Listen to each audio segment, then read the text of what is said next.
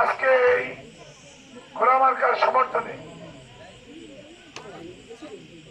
ভুরিয়া ইউনিয়নের ভায়লা গ্রাম এই হাতল সিংহার বাড়ি সাহেব বাড়ির উঠোন বৈঠকে উপস্থিত আজকের এই পথসভার সম্মানিত সভাপতি উপস্থিত আছেন জেলা আওয়ামী লীগের নেতৃবৃন্দ, অত্র এলাকার মুরব্বীরা এবং আমাদের অত্র ইউনিয়নের সুযোগ্য নবনির্বাচিত চেয়ারম্যান সাহেবের ছোট ভাই উপস্থিত, আমার মা বোনেরা, আসসালামু আলাইকুম। আসলে আমার এই বাস্তবিক অর্থে কি আমার সেই পূর্বের কথা মনে পড়ে। এমন দিনও গেছে আমার গলা 1 বছর এরকম ছিল।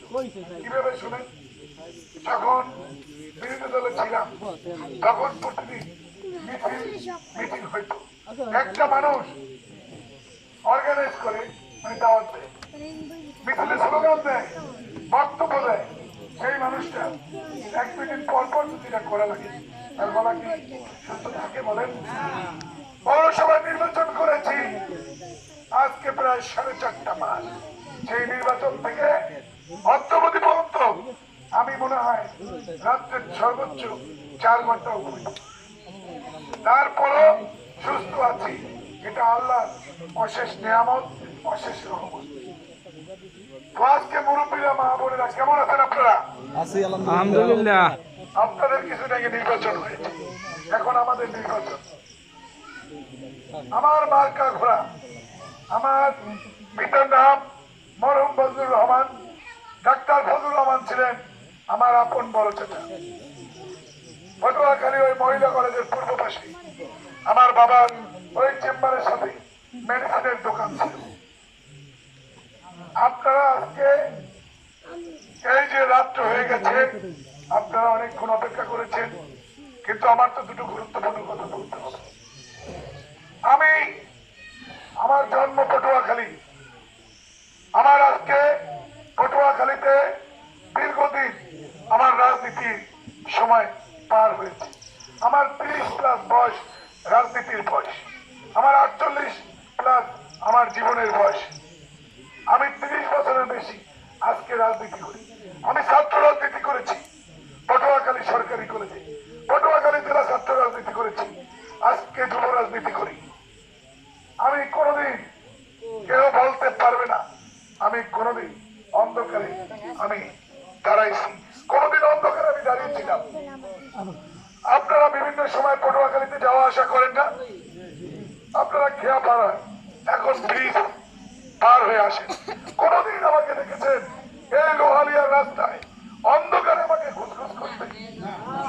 অন্ধকারে কোন বিতর্কিত মানুষের অনেককে দেখেছেন, আমাকে দেখেছেন ওই ব্রিজের অন্ধকারে ঢালে কোন সময় আমাকে কোনদিন খারাপ কিছু করতে দেখেছেন?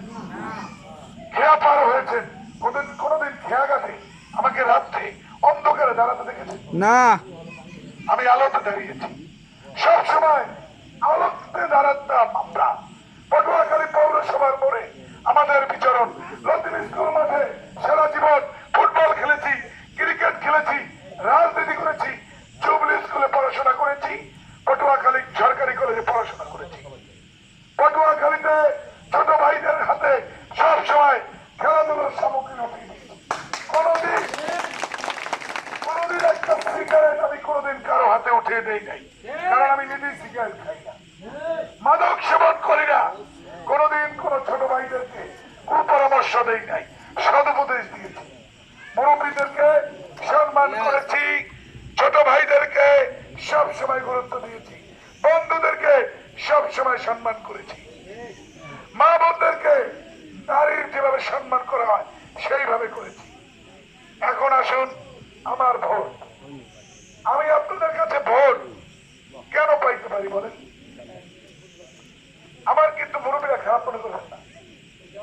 আমি কেন ভোট পাইতে পারি? আমি যদি ভোট চাই, আপনারা আমাকে কেন ভোট দেবেন? একটা মানুষ তার যদি বিশেষ হুনর থাকে তাহলে ভোট চাইতে পারে না, ভোট পাইতে পারে না। গুণাবলীর কারণে তাকে ভোট দিয়ে নির্বাচিত করেছেন না? তিনি অনেক উন্নয়ন করেছেন না? আজকে আমি প্রার্থী, আপনারা আমাকে কেন ভোট দেবেন? বিশেষ যদি গুণাবলী না থাকে তাহলে ভোট সেই লোকের পাওয়া উচিত না।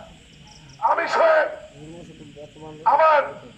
আমি চ্যালেঞ্জ করে বলতে পারি, আমি পটুয়াখালীতে আমি আমার নীতি আদর্শ সব সময় ধরে রেখেছি। বহু ঝড় এসেছে আমাদের, আমরা ক্ষমতা অনেক সময় আমাদের বিরোধী দল ছিলাম, আওয়ামী লীগের ভিতরেও অনেক সময় আমরা ক্ষমতার দল, তারপরও আমাদের এক সময় ক্ষমতার থেকেও আমরা সেইভাবে ক্ষমতা ভোগ করি নাই, কিন্তু চরিত্র চেঞ্জ করিনি। সাধারণ উকিল আমরা রাজনীতি করেছি, আমরা মোশাররফের রাজনীতি করেছি, সুযোগ সন্ধানী হই নাই। আমি আমার চরিত্র ধরে রাখার চেষ্টা করেছি। আমি পটুয়াখালীতে কেউ বলতে পারবে না যে মহিউদ্দিন আহমেদ মেয়র হওয়ার পরে পৌরসভায় চাকরির নামে প্রতারণা করে কারো কাছ থেকে টাকা নিয়েছে। তাহলে আপনাদের কানে কিন্তু খবর আসতো না বলেন? আজকে হাফিজ রায় জেলা পরিষদ চেয়ারম্যান, আজকে 1.5 বছর পার হয়েছে। কোন সময়